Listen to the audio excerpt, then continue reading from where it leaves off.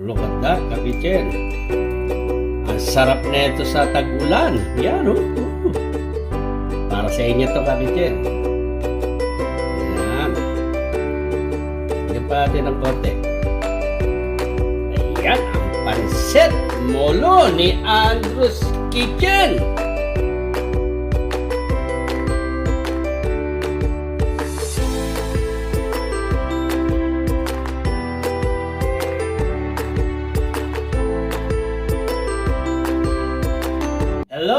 Hello, Ka-Kitchen! Welcome back to Andrew's Kitchen!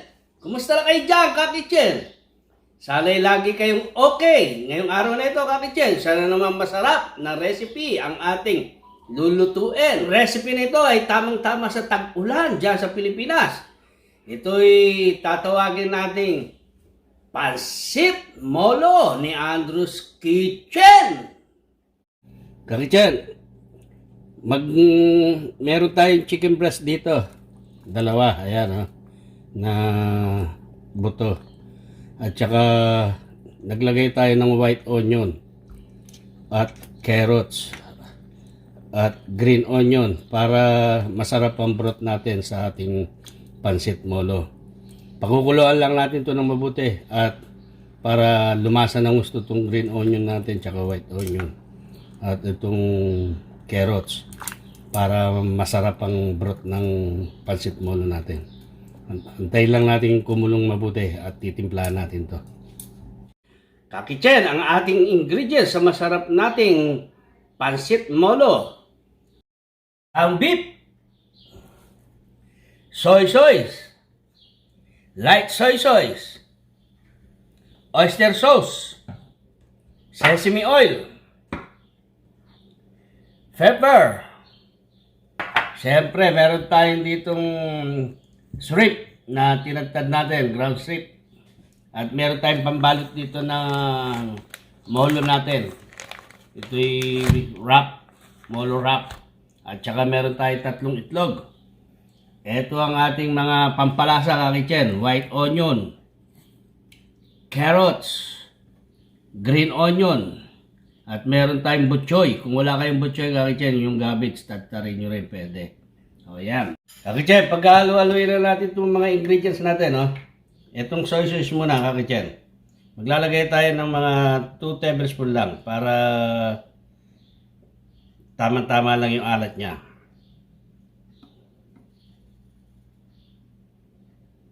2 tablespoon na dark soy sauce. At ito namang light soy sauce, 1 tablespoon lang, Ka-Kitchen. Yan.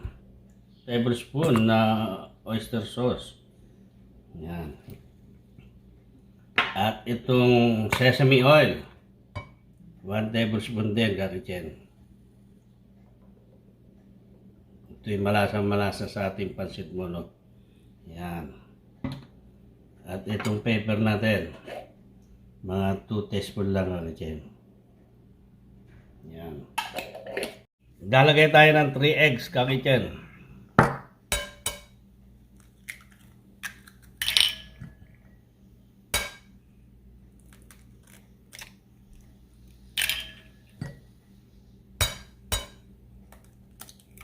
At ilalagay natin itong shrimp.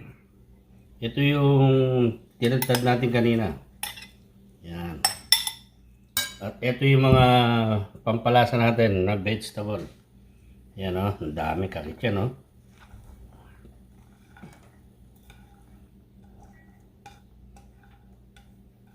Ito yung asin natin, Ka-Kitchen. 1 tablespoon lalagay natin. Kaya na magtatansya kung gaano karami yung feeling nyo. Tatansyahin yung magiging alat, mga ano niya. Ito, kabisado ko na ito, Ka-Kitchen. Madalas akong gumawa ng wonton. Ganito ng ganito lagi ang ingredients ko. Kaya alam ko na yung lasa na ito. Kaya kung marami yung ano nyo, Ka-Kitchen, tansyahin nyo yung ano nyo. Yan, mamarinig na natin, Ka-Kitchen. Ka-Kitchen, magbabalot tayo ng pansit molo natin. Kaya tinawag na pansit molo, kailangan molo yung yung balot natin, kakitchen. Mambok siya, yung talagang katakam-takam tingnan. Ayan, oh. Maraming klaseng balot nito, pero eto ang napili kong magandang balot. Ayan, oh. Pagtatapatin lang natin yung dulo, ayan, kakitchen. At pagdidikit-dikitin lang natin, ayan. Simple lang ang balot, ayan, oh. Kailangan maambok, kakitchen. Molo nga eh, parang bola. Ayan, oh. Ayan. Ang ganda, kakitchen. Yan ang molo, kakitchen. Marami na akong ginawa rito, kakitchen. Ito na yung mga ginawa natin, oh. Meron din tayo ibang balot, ganyan naman ang pagkagawa. Maraming klase, pero ito gusto kong balot. Ito yung sumobra natin na wrap. Gagawin natin itong pansit. Ayan, ah. Ngayon, kung depende sa inyo kung gusto nyong may nabibili sa palengke na pansit na mga ano, pwede nyong yun ang ilagay nyo, kakitchen. Pero wala tayo ngayon. Ito na gagawin natin pansit. Iwain lang natin na pa-slice na ganyan. Yan, ah. Yan ang gagawin natin na pansit. Kaya tinawag na pansit molo ni Andrew's Kitchen. Meron tayong unaki mushroom dito, kakitchen. At saka meron tayong green onion, carrots. Ito ang magiging vegetable natin sa ating pansit molo. Kakitchen, may butchoy tayo rito. Lalagay natin to sa pansit molo natin. Yan, ah. At meron tayo ditong tinali na yung ano natin, oh. Yung saki mushroom natin. Okay, check natin yung broth natin sa pansit molo. Yan na siya, okay, oh. Yan natin kung ano na yung carrots natin. Kailangan yung carrots nakuluan ng mabuti. Tsaka itong green onion natin para malasa yung broth natin. Okay, inalis natin yung bula ng manok para hindi malansa yung broth natin. Malinis na siya. Inalisan na natin siya ng bula. Yan. Maglalagay tayo ng 2 Knorr cubes para malasang malasa yung broth natin. Talagang lasang chicken. Yan. Maglalagay rin tayo ng soy sauce dito. Lalagay tayo ng paminta. 1 teaspoon lang, kakitchen. Huwag nyong yan, ganyan lang. Para hindi naman siya manghang. Pwede sa bata, pwede sa matanda. Yan. Maglalagay tayo ng soy sauce. At saka patis. Lalagay tayo ng 1 tablespoon na soy sauce. Light lang ang broth natin. Yan. Ganyan lang kakitchen ng broth natin, oh. Siyempre, maglalagay rin tayo ng patis. 1 tablespoon din, kakitchen.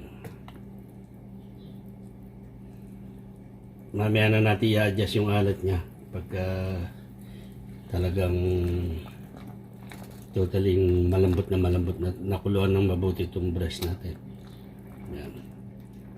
Ang ganda na ng broth natin, kakitchen, oh.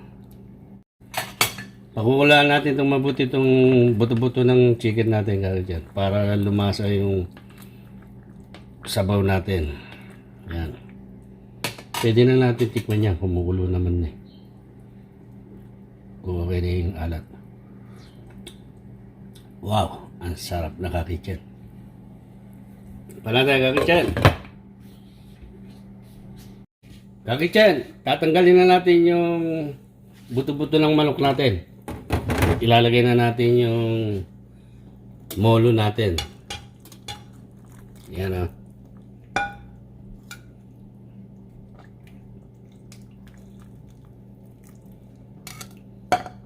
Itong mga vegetable na ito, kahit na nandyan na yan, kakitchen. Sabaw lang naman mamaya kukunin natin dyan. Ito na yung molo natin, kakitchen. Ilalagay na natin. Yan. Sa isa natin lalagay. Kakitchen, check natin yung molo natin, oh. Ayan na, oh. Lulutuin natin yung noodles natin, Kakitchen. Etong molo natin, beef to. Kaya kailangan matagal siyang pinapakuluan dyan para sure tayong luto-luto to. Ayan, oh. Ayan yung molo niya. Hindi pork ang ginamit natin dito, kundi beef. Kaya pabayaan lang natin siyang kuluan dyan. Etong noodles natin madaling maluto, Kakitchen. Kaya pakukuluan natin siyang ganyan.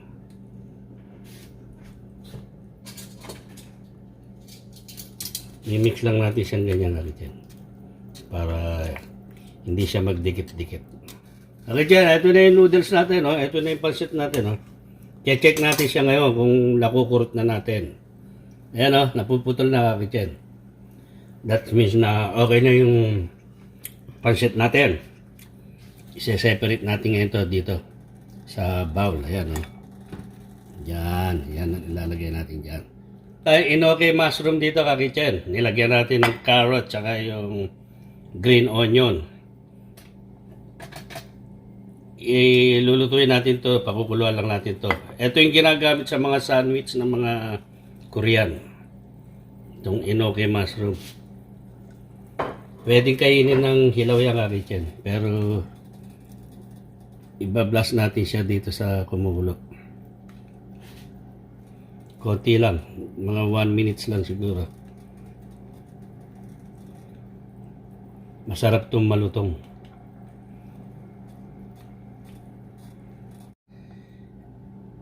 I-separate natin siya ganyan, Kakitchen. Yan. Yan, sa gilid. Kakitchen, ito na yung butchoy natin, oh. Hanguin na natin. Ilalagay na natin sa ganyan, oh. Wow, look at that, Kakitchen. Pang hotel tong pansit molo natin.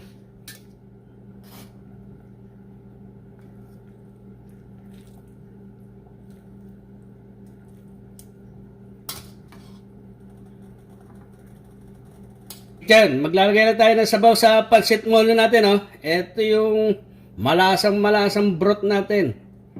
Yan. Lalagyan natin ng sabaw ngayon yan, oh. Wow, look at that, Kakitchen.